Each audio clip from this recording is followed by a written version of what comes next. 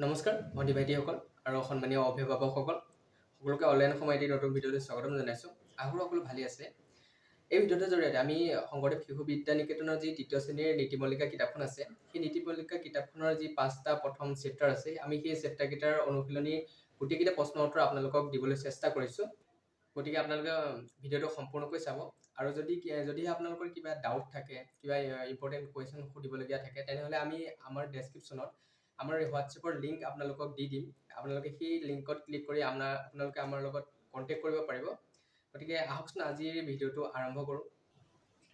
নীতি মল্লিকা কিতাপখনৰ প্ৰথম 5টা চেপ্টাৰ হৈছে চেপ্টাৰ 1 ডাক্তৰ মামাৰ কথা, চেপ্টাৰ 2 কৃষ্ণ সখা সুদামা, চেপ্টাৰ 3 মহামানৱ মহাত্মা গান্ধী, চেপ্টাৰ 4 বনভোজ, চেপ্টাৰ 5 ৰামৰ বনবাস।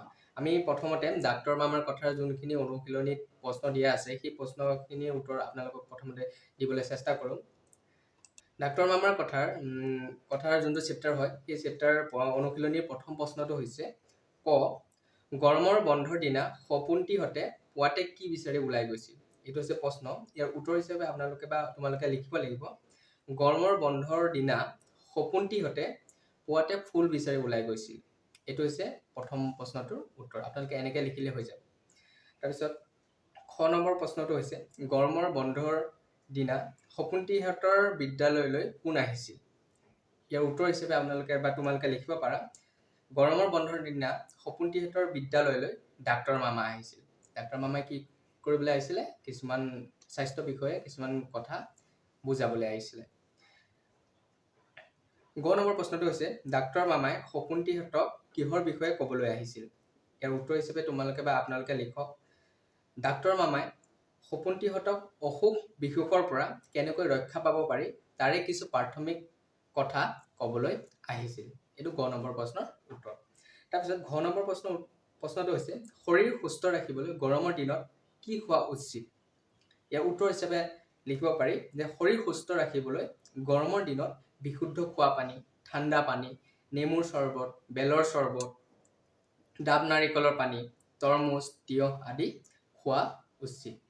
এইটো হৈছে ঘ নম্বৰ প্ৰশ্নৰ উত্তৰ। তাৰপিছত ঙ নম্বৰ প্ৰশ্নটো হৈছে স্বাস্থ্য ৰক্ষাৰ প্ৰাথমিক কথাখিনি চমুকৈ লিখা। আমি ইয়াত যিমানখিনি প্ৰশ্নৰ উত্তৰ দিছোঁ গোটেইখিনি আমাৰ পাঠটিৰ পৰাই আমি বাছি উলিয়াইছোঁ। আমি ইয়াত নিজে বনোৱা নাই এনচাৰখিনি। গতিকে আপোনালোকে এনেকৈ লিখিলে সম্পূৰ্ণকৈ আপোনালোকৰ হৈ যাব বা তোমালোকৰ হৈ যাব। এতিয়া ঙ নম্বৰ প্ৰশ্নটো হৈছে স্বাস্থ্য ৰক্ষাৰ প্ৰাথমিক কথাখিনি চমুকৈ লিখা। ইয়াৰ উত্তৰ হিচাপে লিখিব পাৰি যে স্বাস্থ্য ৰক্ষাৰ প্ৰাথমিক কথাখিনি আমি তলত আলোচনা কৰা হ'ল বা কৰিলোঁ বুলি লিখিব পাৰি। এই বুলি লিখিব পাৰি যে আহাৰ গ্ৰহণ কৰাৰ পিছত সদায় দাঁত ব্ৰাছ কৰিব লাগে। বি বুলি লিখা যে কাণত মলি জমা হ'ব দিব নালাগে আৰু সময়ে সময়ে চফা কৰি থকাটো প্ৰয়োজনীয়। সদায় চি বুলি লিখা যে সদায় নখ পৰিষ্কাৰ কৰি ৰাখিব লাগে, তাৰ লগতে নখ সদায় চুটিকৈ কাটিব লাগে। তাৰপিছত ডি বুলি লিখিব পাৰি যে আহাৰ খোৱাৰ আগত পৰিষ্কাৰ পানীৰে হাত ধুব লাগে। তাৰপিছত ই বুলি লিখা সদায় আমি চাফাকৈ গা ধুব লাগে আৰু সদায় পৰিষ্কাৰ কাপোৰ পিন্ধিব লাগে। আমি এই 5টা পইণ্ট লিখিলে আমাৰ এইটো প্ৰশ্নৰ উত্তৰ হৈ যাব। তাৰপিছত নীতি মল্লিকাৰ দ্বিতীয় চেপ্টাৰটো আছিলে কৃষ্ণ সখা সুদামা। ইয়াৰ অনুশীলনীৰ প্ৰশ্নৰ কেইটা হৈছে এনেধৰণৰ। ইয়াৰ প্ৰথম প্ৰশ্নটো হৈছে শ্ৰীকৃষ্ণই শিক্ষা গ্ৰহণ কৰা গুৰুগৰাকীৰ নাম কি। ইয়াৰ উত্তৰ হিচাপে লিখিব পাৰি যে শ্ৰীকৃষ্ণই শিক্ষা গ্ৰহণ কৰা গুৰুগৰাকীৰ নাম হ'ল সান্দীপনী মুনি। কি হ'ল নামটো কি হয়? সান্দীপনী মুনি। প্ৰশ্নটো হৈছে দ্বিতীয় প্ৰশ্নটো হৈছে গুৰুগৃহত সুদামাৰ পৰম বন্ধু কোন আছিল। ইয়াৰ উত্তৰ হৈছে গুৰুগৃহত সুদামাৰ বন্ধু আছিল শ্ৰীকৃষ্ণ। তাৰপিছত গ নম্বৰ প্ৰশ্নটো হৈছে সুদামাই শ্ৰীকৃষ্ণৰ বাবে কি লৈ গৈছিল। ইয়াৰ উত্তৰ হৈছে সুদামাই শ্ৰীকৃষ্ণৰ বাবে এমুঠি সান্দহ লৈ গৈছিল।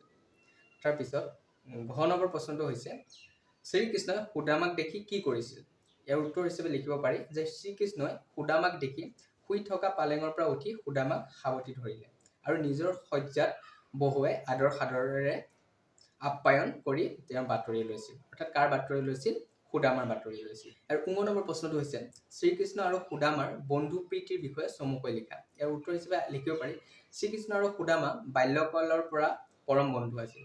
গুৰুগৃহত শিক্ষা লৈ সকলোৱে নিজৰ ঘৰলৈ উভতি অহাৰ পিছত সুদামাৰ বয়সত সুদামাই বিয়া কৰালে। সুদামা আছিল বৰ অভাৱী।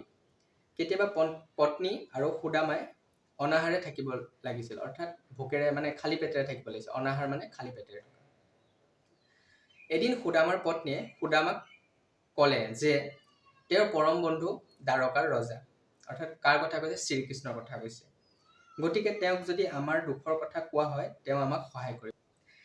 সেই কথা শুনি সুদামা দ্বাৰকালৈ যাবলৈ ওলাল। আৰু সুদামাৰ পত্নীয়ে সুদামাৰ সখা শ্ৰীকৃষ্ণলৈ এমুঠি সান্দহ দি পঠিয়ালে। কি দি পঠিয়াইছিলে? সান্দহ দি পঠিয়াইছিলে। সুদামা গৈ দ্বাৰকাৰ শ্ৰীকৃষ্ণৰ ঘৰ পোৱাৰ সময়ত শ্ৰীকৃষ্ণ সোণৰ পালেঙত শুই আছিল। যেতিয়া দ্বাৰকাত গৈ সুদামা পাইছিলেগৈ, তেতিয়া শ্ৰীকৃষ্ণই কি কৰি আছিল? শ্ৰীকৃষ্ণই তেওঁৰ নিজৰ পালেঙত শুই আছিল। সুদামাক দেখা পাই শ্ৰীকৃষ্ণই পালেঙৰ পৰা উঠি সুদামাক সাৱটি ধৰিলে। তাৰপিছত বহিবলৈ দি আদৰ সাদৰ কৰিলে। প্ৰথমতে সুদামাক দেখি কি কৈছে শ্ৰীকৃষ্ণই? তেওঁৰ শুই থকা বিচনাৰ পৰা বা পালেঙৰ পৰা উঠিছিলে। তাৰপিছত তেওঁক গৈ সাৱটি ধৰিলে আৰু তেওঁক সাৱটি ধৰাৰ পিছত তেওঁক বহুৱাই পিনি আদৰ সাদৰ কৰিছিল। তাৰপিছত তেওঁলৈ কি আনিছে বুলি সুধিলে। কোনে সুধিছিলে? শ্ৰীকৃষ্ণই। সুদামাই এমুঠি সান্দহ দিবলৈ বেয়া পালে যদিও ভগৱান শ্ৰীকৃষ্ণই সুদামাৰ মনোভাৱ গম পাই সুদামাৰ হাতৰ পৰা সান্দহ লৈ তাৰে অলপ খালে। তাৰপিছত সোণৰ পালেঙত সুদামাক শুবলৈ দিলে আৰু ৰং ধেমালিৰে নানা কথা পাতি পাৰ কৰিলে। এনেদৰে বহুদিন গ'ল। তাৰপিছত সুদামা ঘৰলৈ ৰাওনা হ'ল। কিন্তু যি কাৰণত আহিছিল সেই কথা ক'বলৈ পাহৰি গ'ল। যেতিয়া ঘৰ পালেহি তেতিয়া তেওঁ আচৰিত হৈ পৰিল। কোন আচৰিত হৈ পৰিল? সুদামা। কিয়নো লগোৱা লিগিৰিয়ে ল'ৰা ছোৱালী আৰু ন সাজ পোছাকেৰে, যিটো পোছাৰে হ'ল পোছাকেৰে হ'ব, সাজ পোছাকেৰে ঘৰৰ পৰিৱেশ সম্পূৰ্ণ সলনি হৈ আছিল। তেতিয়া সুদামাই শ্ৰীকৃষ্ণৰ মৰমৰ উপহাৰৰ কথা বুজিব পাৰিলে। এয়ে আছিল শ্ৰীকৃষ্ণৰ আৰু সুদামাৰ মাজত বন্ধু প্ৰীতি। তোমালোকে এইখিনি লিখিলে হ'ল। মই সৰু ভণ্টি বাইদেউহঁতক কৈছোঁ যে তোমালোকে বিশেষকৈ তোমালোকৰ মা দেউতাক এইখিনি লিখিবলৈ দিবা, কাৰণ তোমালোকে হয়তো কিছুমান ইয়াৰ শব্দ তোমালোকে বুজি নাপাব পাৰে। সেইকাৰণে তোমালোকৰ মা দেউতাক গোটেইখিনি লিখি পিনি তোমালোকৰ মা দেউতাক আকৌ এইখিনি প্ৰশ্নৰ উত্তৰখিনি তোমালোকক বুজাই দিব ভালদৰে। গতিকে তোমালোকে মা দেউতাৰ সহায় ল'বা। তাৰপিছত নীতি মল্লিকাৰ তৃতীয়টো চেপ্টাৰ আছিলে মহামানৱ মহাত্মা গান্ধী। ইয়াৰ সেই পাঠটিৰ অনুশীলনীৰ প্ৰথমটো প্ৰশ্ন হৈছে মহাত্মা গান্ধীৰ জন্ম ক'ত আৰু কেতিয়া হৈছিল? ইয়াৰ উত্তৰ হিচাপে লিখিব পাৰি যে মহাত্মা গান্ধীৰ জন্ম 1869 চনৰ 2 অক্টোবৰত পোৰবন্দৰ নামে ঠাইত হৈছিল। তাৰপিছত দ্বিতীয় প্ৰশ্নটো আছিলে মহাত্মা গান্ধীৰ পিতৃ আৰু মাতৃৰ নাম কি আছিল?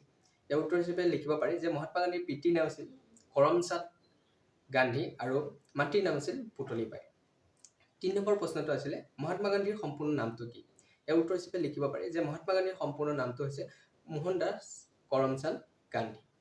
তাৰপিছত ঘ নম্বৰ প্ৰশ্নটো হৈছে মহাত্মা গান্ধীৰ মনত সত্যানিষ্ঠা গঢ় লৈ উঠাত প্ৰভাৱ পেলোৱা নাটক দুখনৰ নাম কি? ইয়াৰ উত্তৰ হৈছে মহাত্মা গান্ধীৰ মনত সত্যনিষ্ঠা গঢ় লৈ উঠাত প্ৰভাৱ পেলোৱা নাটক দুখনৰ নাম হ'ল শ্ৰৱণৰ পিতৃভক্তি আৰু ৰজা হৰিশ্চন্দ্ৰ। তাৰপিছত 5 নম্বৰ প্ৰশ্নটো আছিলে মহাত্মা গান্ধীয়ে তেওঁ কৰা অসৎ কৰ্মৰ বাবে অনুশোচনা কৰি কি কৰিছিল? ইয়াৰ উত্তৰ হৈছে মহাত্মা গান্ধীয়ে তেওঁ কৰা অসৎ কৰ্মৰ বাবে অনুশোচনা কৰি তেওঁ কৰি অহা সকলো অসৎ কাৰ্যবোৰৰ বিষয়ে এখন চিঠি লিখি পিতাকৰ হাতত তুলি দিছিল। এই চেপ্টাৰটোত ইমানখিনিয়ে কুৱেশ্যন আছিলে। আমি গোটেইখিনি আপোনালোকক বা তোমালোকক দিলোঁ। ইয়াৰ তাৰপিছত 4 নম্বৰ যোনটো চেপ্টাৰ আছিলে সেইটোৰ নাম হৈছিলে বনভোজ।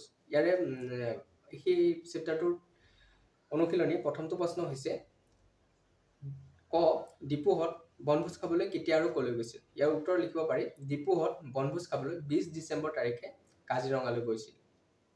তাৰপিছত ছেকেণ্ড কুৱেশ্যনটো আছিলে কাজিৰঙা ৰাষ্ট্ৰীয় উদ্যানখন কিহৰ বাবে বিখ্যাত?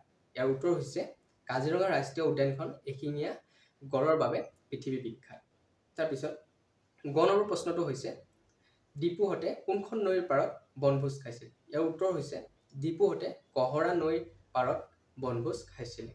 4 নম্বৰ বা ঘ নম্বৰ প্ৰশ্নটো হৈছে ডিপুহঁতে কাজিৰঙা ৰাষ্ট্ৰীয় উদ্যানত কি কি জন্তু দেখিলে? ইয়াৰ উত্তৰ হৈছে ডিপুহঁতে কাজিৰঙা ৰাষ্ট্ৰীয় উদ্যানত গড়, পহু আদিৰ লগতে নানান ধৰণৰ চৰাই চিৰিকটি আদি দেখিলে। তাৰপিছত 19 নম্বৰ প্ৰশ্নটো হৈছে পৰিৱেশ পৰিষ্কাৰ কৰি ৰাখিবলৈ ডিপুহঁতে কি কৰিছিল? ইয়াৰ উত্তৰ হৈছে পৰিৱেশ পৰিষ্কাৰ কৰিবলৈ প্ৰত্যেকেই নিজৰ খোৱা তাৰ গিলাচবোৰ গাঁত খান্দি পুতি পেলালে আৰু ঠাইখন পৰিষ্কাৰ কৰি পেলালে। তেওঁলোকে খাওঁতে কাগজৰ থাল গিলাচ ব্যৱহাৰ কৰিছিল। এইটো হৈছে 19 নম্বৰ প্ৰশ্নৰ উত্তৰটো। তাৰপিছত প্ৰথম প্ৰশ্নটো হৈছে বনভোজ পাত্ৰীৰ পৰা তোমালোকে কি শিকিলা? চমুকৈ লিখা। ইয়াত কিটো থাকি গৈছে, তোমালোকে বা আপোনালোকে লগাই ল'ব, কাৰণ প্ৰশ্নটো আছে। প্ৰশ্নটো চাই মানে বুকখনত চাই পিনি লিখি ল'ব পাৰিবা। আপোনালোকে কি কৰিব, ভিডিঅ'টো পজ কৰি পিনি গোটেইখিনি লিখি ল'ব। তাৰপিছত আকৌ নেক্সট প্ৰশ্নটোলৈ যাব, কাৰণ মই অলপ স্পীড কৈছোঁ, লিখা নহ'ব পাৰে সিমানখিনি সময়ত। গতিকে আপোনালোকে ভিডিঅ'টো পজ কৰি ল'ব প্ৰথমতে। তাৰপিছত উত্তৰটো হৈছে প্ৰথম প্ৰশ্নটোৰ বনভোজ পাত্ৰীৰ পৰা আমি এশিঙীয়া গড়ৰ বিষয়ে জানিলোঁ আৰু কেনেদৰে শৃংখলাবদ্ধভাৱে কাম কৰিব লাগে আৰু কেনেদৰে আমাৰ পৰিৱেশটো পৰিষ্কাৰ কৰি ৰাখিব লাগে সেই বিষয়ে শিকিবলৈ পালোঁ। এই বনভোজ পাত্ৰীৰ অনুশীলনী প্ৰশ্নৰ ইমানকেইটাই আছিলে আৰু গোটেইকেইটা প্ৰশ্নৰ আপোনালোকক উত্তৰ দিলোঁ। তাৰপিছত আমি নেক্সট চেপ্টাৰটোলৈ যাওঁ। নেক্সট চেপ্টাৰটো বা 5 নম্বৰ চেপ্টাৰটো হৈছে ৰামৰ বনবাস। সেই পাঠটোৰ অনুশীলনী প্ৰথম প্ৰশ্নটো হৈছে দশৰথ কোন বংশৰ ৰজা আছিল? ইয়াৰ উত্তৰ লিখিব পাৰি যে দশৰথ ইক্ষ্বাকু বংশৰ ৰজা আছিল। তাৰপিছত খ নম্বৰ প্ৰশ্নটো হৈছে দশৰথৰ ৰাজ্যখনৰ নাম কি আছিল? উত্তৰ হৈছে দশৰথৰ ৰাজ্যখনৰ নাম আছিল অযোধ্যা। তাৰপিছত গ নম্বৰ প্ৰশ্নটো হৈছে ৰামচন্দ্ৰৰ মাতৃৰ নাম কি? ইয়াৰ উত্তৰ হৈছে ৰামচন্দ্ৰৰ মাতৃৰ নাম আছিল কৌশলা। বুজিছে নহয়? তাৰপিছত ঘ নম্বৰ প্ৰশ্নটো হৈছে কৈকেয়ীয়ে দশৰথক খোজা বৰ দুটা কি আছিল? তাৰপিছত উত্তৰ হৈছে কৈকেয়ীয়ে দশৰথক খোজা বৰ দুটা আছিল। প্ৰথমটো বৰত তেওঁ ৰামক 14 বছৰ বনবাস আৰু দ্বিতীয়টো বৰত তেওঁ ভৰতক অযোধ্যাৰ যুৱৰাজ পাতিবলৈ কৈছিল। তাৰপিছত 19 নম্বৰ বা লাষ্ট প্ৰশ্নটো হৈছে ৰামৰ বনবাস পাত্ৰীৰ পৰা কি শিকিলা? চমুকৈ লিখা।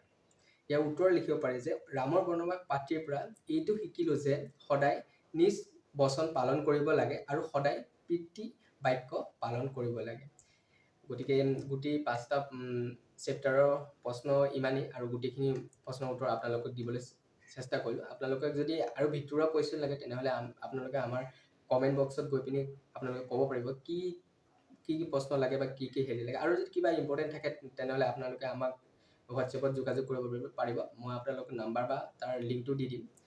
তাৰপিছত আপোনালোকে যদি আৰু ভাবে যে আমাক এইটো চেপ্টাৰৰ কুৱেশ্যন এনচাৰ লাগে তেনেহ'লে আপোনালোকে সেইটো কাৰণে আমাক হোৱাটছএপত যোগাযোগ কৰিব পাৰে। আশা কৰোঁ সকলোৱে ভিডিঅ'টো ভাল পালে। গতিকে যদি ভাল পাইছে তেনেহ'লে ছাবস্ক্ৰাইব কৰিব যাতে আকৌ নতুন ভিডিঅ'বোৰ পাই থাকে। গতিকে আজিলৈ ইমানেই। ধন্যবাদ।